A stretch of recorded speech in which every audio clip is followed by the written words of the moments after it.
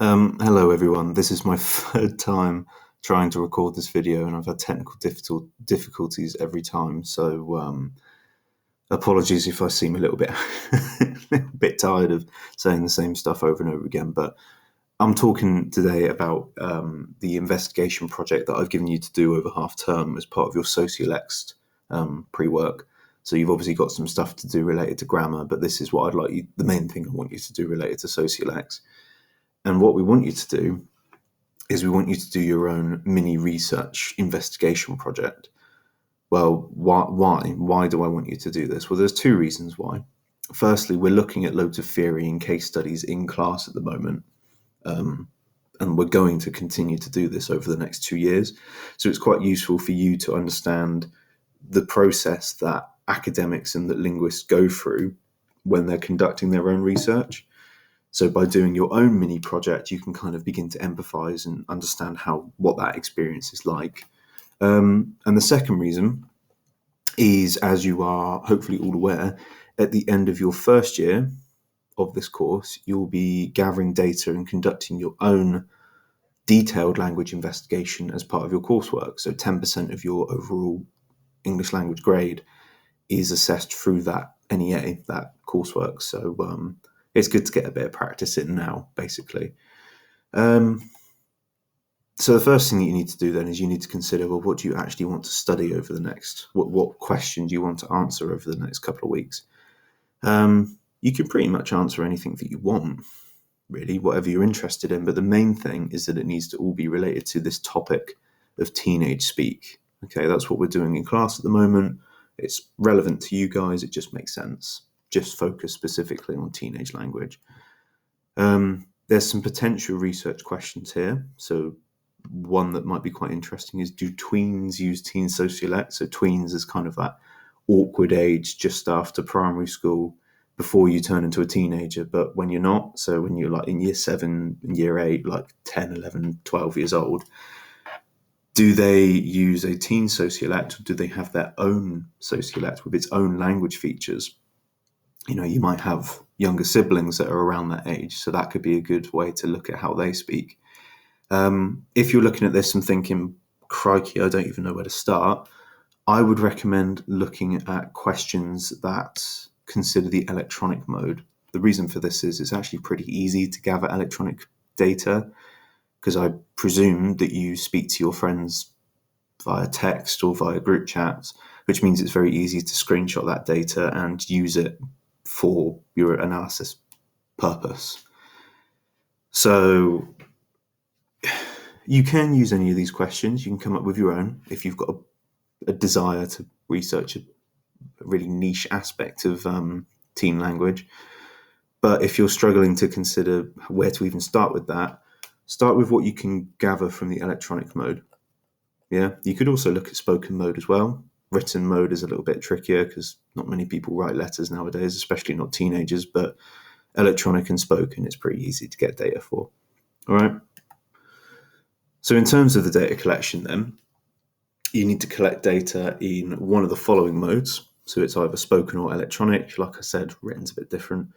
Electronic mode is quite easy. You can just screenshot a communication from some form of social media or communication platform, WhatsApp, Snapchat, Discord, anything like that, and transcribe the conversation. The other thing that you can do is you can record a conversation. It could be like your pre-work, and it could be around 2 minutes in length, or it could be even longer if you wanted to. But the main thing with that is that you'll need to then transcribe it into a written format that we can look at and that you can annotate and interpret, which can be quite time consuming at times. But spoken data is always good fun to look at because it's usually very different to the stuff that you find in electronic mode. So it's whatever your preference is, really. But just keep in mind that this is a mini investigation. You know, you've only got a couple of weeks to do this, so it's not going to be like a massive task. There needs to be enough data there to draw some conclusions. You need to be linking your results to what the theories are saying about teen language. Now, we've already looked at some theories in class. We've looked at performativity and essentialism.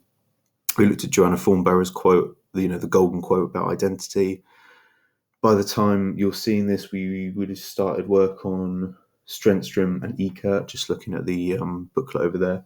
Page 5 in your booklet talks about those guys a little bit more. So you'll have some knowledge of some theory that you can link to your data. If you really want to push yourself, come up with your own, don't come up with your own theories, that's what you're doing throughout the project, but do your own research. Just Google specific linguists or ideas that are related to your topic and see what you find. See if you can find some specific academic research into that specific topic that's already out there. But again, the data that you gather doesn't need to be massive in length. Like it says here, around 2 pages of data should be enough, whether that's transcripts of spoken mode or 2 pages that are full of group chat conversations. Just make sure that you're annotating those and considering the spoken or the features that you're interested in within those annotations, just like you would do with a representation text. All right.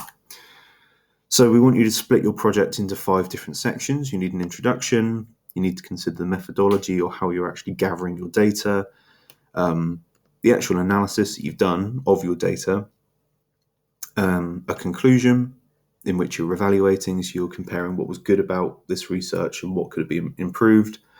And then the last thing, we call this an appendix, where it's basically all the data that you looked at, your transcripts or your annotations, whatever, just stick them at the end so that people that are reading your research can see what it is you're actually talking about.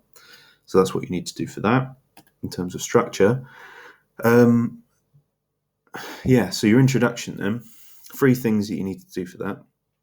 So the first thing, actually introduce what it is you're specifically looking at. I would have already seen your research question at this point, but what is your main focus within that?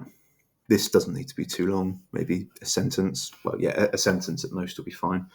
The next thing then, why do you want to investigate this topic in particular? Why have you specifically chosen that? Is it because, if you're looking at electronic mode, is it because you text all the time and you want to have a better understanding of the way that you communicate online? Or have you got a particular interest in this topic? Do you want to do linguistics at university? And are you really, really interested in doing this now to see how you can link this to when you go on to university and do higher level education and stuff? What is the reason behind your project, essentially? And what research have you looked at in class, or your own research that you've done? So in other words, the theories and case studies we've looked at. What theory is relevant to your investigation and why? So why would Penelope eCurt or Strengstrom, why would their research be relevant to your own project on TeenSpeak? Yeah. So this should be about 1 sentence. These 2 bullet points here, about 2 to 3 sentences each as well. So your introduction doesn't need to be that long, really. Methodology is always important because we need to know what it is that you're actually looking at in order to fulfill this question. So what type of data are you collecting? Are you looking at spoken communication or are you looking at electronic communication? Have you just kind of observed a conversation happening and you're just screenshotting it or you're recording it happen?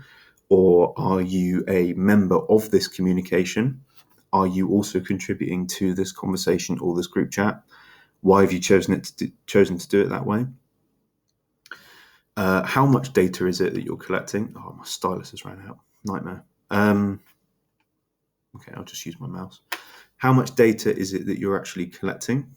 Have you got a conversation amongst 2 people, or is it amongst 5 people? Is it a conversation that lasted a minute altogether, or did it last 10 minutes? Yeah. Consider the size of your sample as well. And are there any problems or are there any limitations? This is your first research project, so there's bound to be some, kind of potential issues along the way. One thing you need to consider, for example, is the ethics. If you're looking at communication that other people are doing, are you actually going to tell them that you are screenshotting or recording what they're saying? If you don't do that, does that then breach ethics, and does this make that an unethical study? Who knows? But then equally, if you do tell somebody that you are recording the way that they speak, chances are you're going to experience what's called observer's paradox. That person is now thinking, oh God, I'm being recorded. And then they're completely aware of the way that they're talking. They're probably not going to speak normally.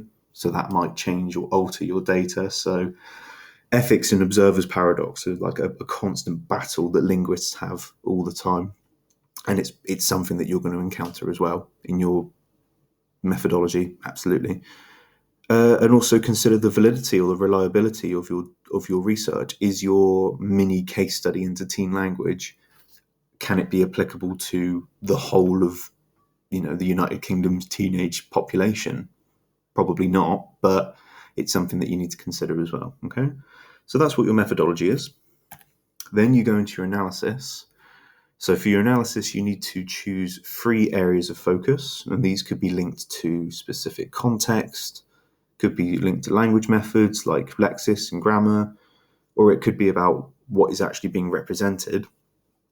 But that's really going to depend on what your research question is. So if you are looking at tweens using teen sociolect, for example, you might end up with some paragraphs that look at the lexis that's used, so the specific words that are being used by these tweens, the grammar, and the overall discourse and field of conversation, because you're looking at features that are generally a part of a teen sociolect and features that aren't. And then you're considering, well, are those features that aren't part of a teen sociolect, are they part of a tween sociolect?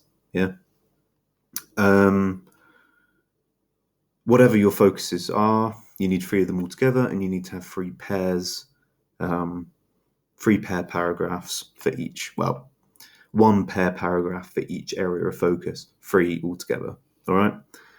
You know what a pair structure is by now. Point, evidence, explain. No, point, evidence, analysis, and then refer back to the original point or refer back to the research question.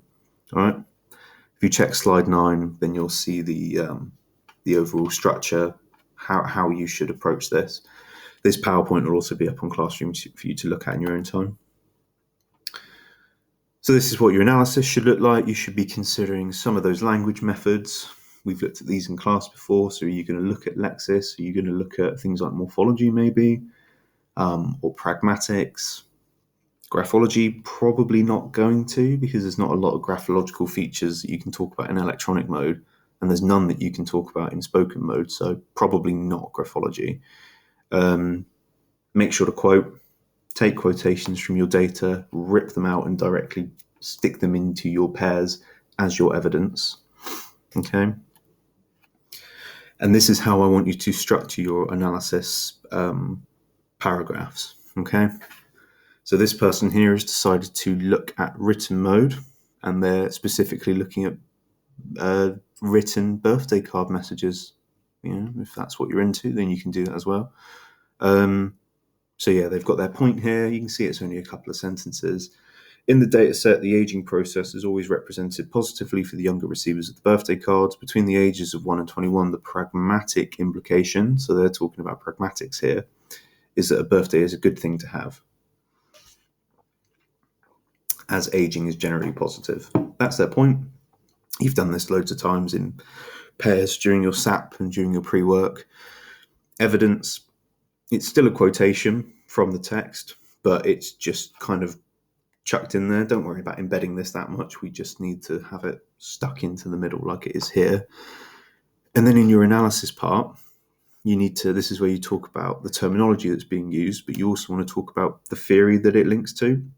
So here, for example, this person is using specific terminology like lexis, connotations, audience, but they're also talking about theories. So they're looking at politeness, so they're talking about Brown and Levinson. Now, we haven't done them yet. We haven't looked at their case study yet. But if you're talking about teen sociolect and then you notice something that's linked to language and adolescence, well, then, bam, you can then talk about Eckert as well. You see that they've referenced it by saying their surname and then the year that they did their research. If you can follow that as well, then that's good practice to get into.